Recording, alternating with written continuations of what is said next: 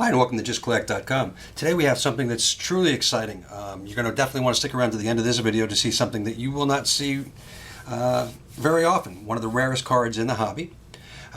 This is a collection that was actually procured by from a family who had gotten it from their godmother, and the godmother's brother actually collected it from New England. It's a near set of T206s. 366 different T206s, including 60 or so Hall of Famers. As you can see, the commons are all through here. They're almost all sweet Caporal backs. We also want to highlight some of the Hall of Famers. You can see Beckley and Bender. Doing these alphabetical for you. Freddie Clark, Collins,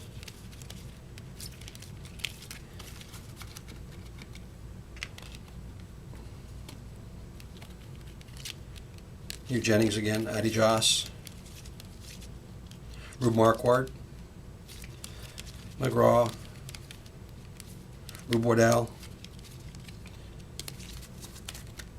and then some of the more significant Hall of Famers: Mordecai Brown, Freddie Clark, 3 tie Cobb cards. We have a bat on the shoulder. We have the portrait with the red background, and we have the bat off the shoulder.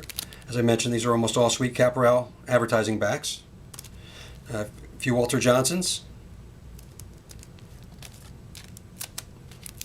3 Christy Mathewsons, including the white cap and the dark cap. Again, as we mentioned, sweet Caporal backs on almost all of these cards. I have Tris Speaker and Tinker, 3 Cy Youngs,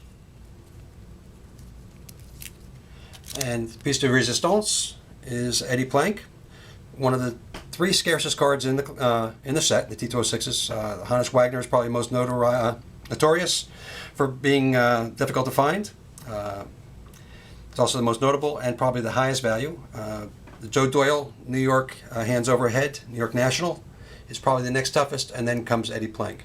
Unfortunately, this one does have some paper loss on the back. Still in authentic, probably a poor PSA 1 condition. And even in poor condition, PSA 1s have still sold for $20,000 to $30,000. We'll see how this one goes. We'll be offering this up for auction in the near future. Absolutely lovely collection. We thank the fairy godmother for holding on to it after her brother passed, and for passing along to the family that was nice enough to contact us and allow us to purchase this great collection.